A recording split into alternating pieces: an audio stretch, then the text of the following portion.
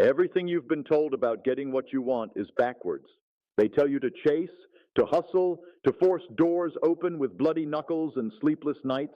They tell you that wanting something badly enough will make it yours. They are wrong. The moment you stop chasing, everything you desire begins chasing you. This isn't poetry. This isn't wishful thinking. This is the most practical truth you will ever hear. For the desperate energy of pursuit repels that which you seek. But the quiet confidence of one who already possesses draws all things to itself like iron to a magnet. Watch a desperate man chase love. See how it flees from him. Observe the anxious entrepreneur grasping for success. Notice how opportunities slip through his fingers like water. But witness the one who walks with inner knowing. See how doors open before he even knocks. Watch how people gravitate toward one who needs nothing from them. Observe how abundance flows to those who rest in the assumption of already having. You have been conditioned to believe that intensity of desire equals speed of manifestation, that the harder you try, the faster you'll receive. This conditioning has cost you everything you truly want. For desire, when mixed with desperation, becomes repulsion. Want, when contaminated with need, becomes rejection. The very energy you think attracts is the energy that pushes away. Tonight, I'm going to show you the secret that the wealthy know, that the loved understand, that the successful embody, the art of magnificent detachment. Not the detachment of the defeated, not the resignation of the hopeless, but the detachment of the emperor who knows the kingdom is already his. You will discover why every spiritual tradition speaks of letting go, why every master teaches surrender, why the wisest among us seem to effortlessly attract what others struggle decades to achieve. For when you truly let go, you don't lose your power to create, you discover it. Let me tell you about Josephine, a woman who spent 3 years chasing a promotion that seemed to dance just beyond her reach. Every morning, she would visualize herself in the corner office. She would work longer hours than anyone else. She would volunteer for every project, attend every meeting, and practically live at the company. She wanted that promotion with every fiber of her being. And every month, she watched someone else get elevated while she remained exactly where she was. The harder she tried, the more invisible she became. The more she pursued, the further the promotion seemed to retreat. Her desperation had become a cologne that repelled opportunity. Then something shifted. Josephine discovered a principle that would change everything. She learned that her frantic chasing was actually broadcasting a frequency of lack. Her intense wanting was confirming to her subconscious mind that she didn't have what she desired. So she made a radical decision. She stopped chasing the promotion entirely, not from giving up, not from defeat, but from a place of deep inner knowing. She began to live from the assumption that she was already the type of person who naturally attracted such opportunities. She started carrying herself differently, not as someone desperately seeking advancement, but as someone who naturally commanded respect. She stopped working the extra hours driven by fear and started working with the confidence of someone who knew their value. She began declining invitations to office politics and networking events where she had previously begged for attention. She stopped mentioning the promotion to anyone. She withdrew her energy from the chase entirely. Instead, she would sit quietly each evening and simply feel the reality of being recognized for her natural excellence, not forcing anything, not pushing anything, just resting in the quiet certainty that her worth would be acknowledged. She imagined conversations where colleagues sought her advice as a leader. She felt the satisfaction of making decisions from a position of authority, but she held these images lightly, like a gentle smile rather than a clenched fist. Within 2 months, something unexpected happened. Her manager called her into his office. A new position had been created, one better than the promotion she had been chasing. They wanted her for it specifically. They had been watching her transformation, her new energy, her quiet confidence. The position came with a salary beyond what she had even dared to ask for. But here's what's remarkable. When the offer came, Josephine felt no surprise, no overwhelming joy. no sense of finally getting something she had been missing. She felt the quiet satisfaction of something natural unfolding, like watching the sun rise, inevitable and perfectly timed. The promotion hadn't come to her because she had chased it. It had come because she had become the type of person to whom such things naturally flow. She had discovered the paradox that governs all manifestation. The moment you truly let go of needing something, you become a magnet for receiving it. Josephine had learned to detach from the outcome while remaining deeply connected to the feeling of already being who she needed to be. There exists a fundamental law governing the universe that operates with mathematical precision. It is the law that determines what flows toward you and what flows away from you in every moment of your existence. This law states, energy flows toward that which is complete within itself and flows away from that which seeks completion outside itself. When you chase, you declare yourself incomplete. When you grasp, you announce your emptiness. When you desperately want, you confirm that you lack. The universe, being a perfect mirror of consciousness, reflects this energy of lack back to you as more experiences of not having what you want. But when you rest in the feeling of already possessing what you desire, when you walk with the quiet confidence of one who lacks nothing, you emit a frequency of completeness. The universe, being that same perfect mirror, must reflect this completeness back to you as the actual manifestation of your desires. This is why the master appears to do nothing and everything comes to him. Why the sage seems to make no effort yet accomplishes all things. They have learned to align with this fundamental law rather than fight against it. Most people live their entire lives unconsciously violating this law. They wake up in a state of wanting. They move through their day focused on what they don't have. They go to sleep thinking about what they need to get tomorrow. This constant state of seeking creates a perpetual experience of not finding. Not because the universe is withholding from them, but because they are instructing it, through their consciousness, to maintain the experience of lack. Consider the man who desperately seeks love. His very desperation repels potential partners. They sense his neediness, his incompleteness, his hunger for them to fill a void within him. This energy is suffocating. It pushes love away. But the man who is content within himself, who enjoys his own company, who has cultivated a rich inner life, this man attracts love effortlessly. People want to be around someone who doesn't need them, but chooses them. Someone who is whole unto himself, but willing to share that wholeness. The same principle operates in every area of life. The entrepreneur who starts a business from a place of desperation for money creates an energy of lack around his venture. Customers sense it. Investors feel it. The business struggles because it was born from an energy of not having enough. But the entrepreneur who starts from a place of abundant creativity, who is already fulfilled and simply wants to express his gifts in the world, creates a different energy entirely. His business becomes magnetic because it was born from completeness rather than need. This is not about positive thinking or pretending you don't want things. This is about understanding that your relationship to your desires determines whether they flow toward you or away from you.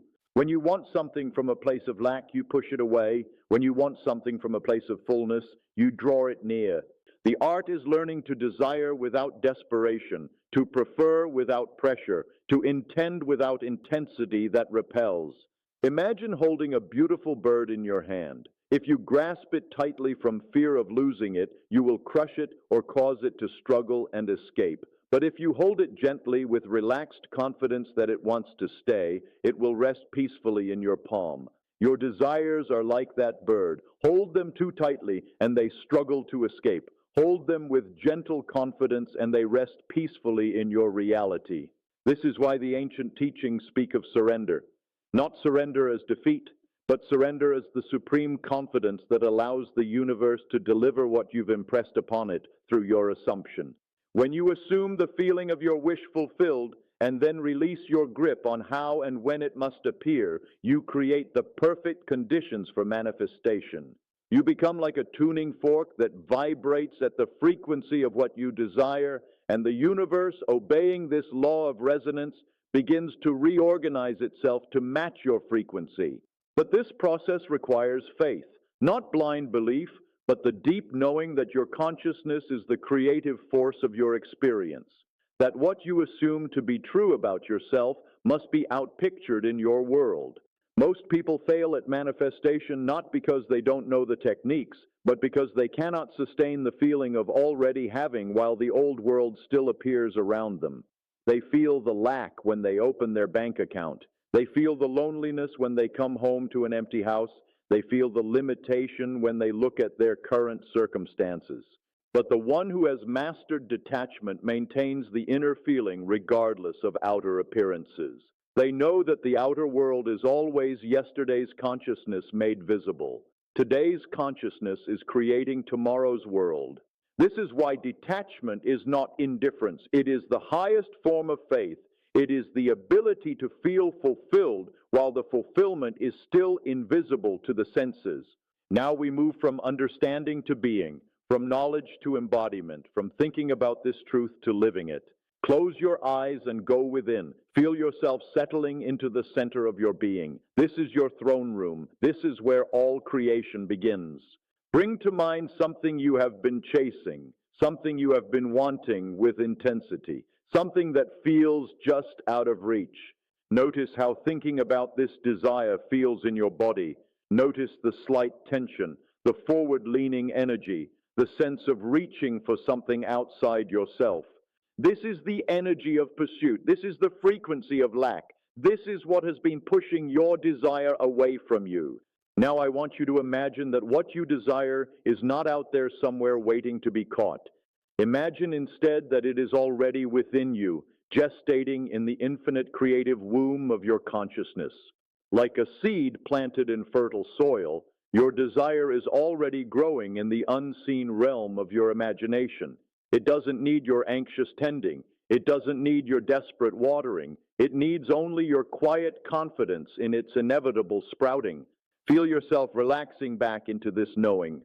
Instead of reaching forward toward your desire, feel yourself settling back into the truth that it is already developing within you. If it's love you seek, feel the warmth of already being beloved filling your chest. Not as something you're hoping will come, but as something that is already the deepest truth about you. If it's abundance you desire, feel the security of already being provided for settling into your bones. Feel yourself relaxing into a universe that has already allocated everything you need. If it's recognition you want, feel the satisfaction of already being valued humming quietly in your solar plexus. Feel yourself resting in your inherent worth. This is not pretending. This is not fantasy. This is you connecting with the truth that exists in the realm of infinite possibility before it crystallizes into form. Your desire was never separate from you. It was never something you had to chase down and capture. It was always an aspect of yourself seeking to be expressed in your experience. Feel this truth settling into your cells. Feel your entire energy field shifting from pursuit to presence, from wanting to having, from seeking to being. Notice how different this feels. Notice how much more peaceful this is than the strain of chasing. Notice the quiet confidence that emerges when you stop trying to make something happen and start allowing it to unfold. This is the frequency of manifestation. This is the energy that attracts. This is the consciousness from which all things flow toward you rather than away from you. Now, from this place of inner fullness, allow yourself to naturally prefer that your desire manifest in your external experience, not from need, but from the joy of expression, not from lack, but from the pleasure of watching the inner reality become outer form. It's like being pregnant with possibility. You don't doubt that the baby will be born. You don't frantically try to make it grow faster. You simply rest in the natural process, taking care of yourself and trusting the perfect timing of emergence. This is how you hold your desires from now on, not as desperate needs, but as natural expressions of your consciousness awaiting their perfect moment to appear. Rest in this feeling. Memorize this frequency. This is your new relationship with everything you want to experience. Your mind will protest this new way of being. It will tell you that not trying means not caring, that detachment means giving up, that letting go means losing your power to create. These are the fears of a consciousness that has been trained to believe in struggle as the only path to success. But observe nature. Does the apple tree strain to produce fruit? Does the flower force itself to bloom? Does the ocean effort to create waves? All of creation operates through effortless unfolding, through natural expression, through the joy of being what it is rather than the strain of trying to become something else. Your desires want to manifest as naturally as flowers want to bloom. Your resistance to this natural process is what creates the illusion that you must force things to happen. When doubt arises about whether detachment really works, remember Josephine, remember every person you've ever known who seemed to effortlessly attract what others struggled to achieve. They weren't blessed with special powers. They had simply aligned with this fundamental law. When fear whispers that you must do something to make it happen, smile and return to the feeling of already having. The universe is far more competent at arranging the details of manifestation than your limited human mind could ever be. When impatience suggests that detachment is too slow, remind yourself that desperation is actually what slows manifestation down. The tighter you grip, the longer it takes. The more you release, the faster things flow. Your old way of pursuing desires was exhausting because you were working against the law rather than with it. This new way is restful because you are finally swimming with the current rather than against it. Let's expand this understanding into every area of your life. See yourself moving through your day tomorrow with this new energy. No longer the person who chases opportunities, but the one to whom opportunities are drawn.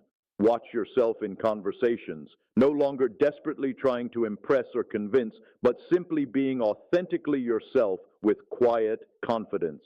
Notice how people respond differently to this energy. Observe yourself at work, no longer straining to prove your worth, but naturally expressing your gifts from a place of inner fullness. See how recognition flows to you without effort. Feel yourself in relationships, no longer needing others to complete you, but sharing your completeness with them. Notice how this transforms the quality of your connections. This isn't about becoming passive or stopping all action. It's about inspired action flowing from fullness rather than desperate action flowing from emptiness. When you operate from detachment, your actions become precise and powerful because they're not contaminated with the energy of need. You move when movement is natural. You rest when rest is called for. You speak when words serve a purpose. You become like water, finding the most effortless path to your destination. Money flows to you through channels you hadn't even considered because you're no longer blocking them with desperation.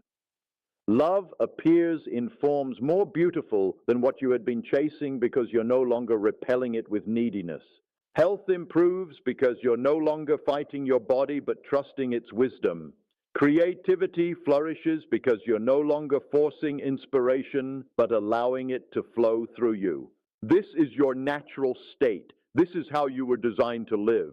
Everything else has been learned behavior that goes against the grain of how the universe actually operates. Now feel this truth in your bones. Feel the relief of no longer having to chase anything. Feel the peace of knowing that everything you desire is already seeking you. Let this knowing settle into every cell of your body. You are not separate from what you want. You are not in competition for limited resources. You are not running out of time.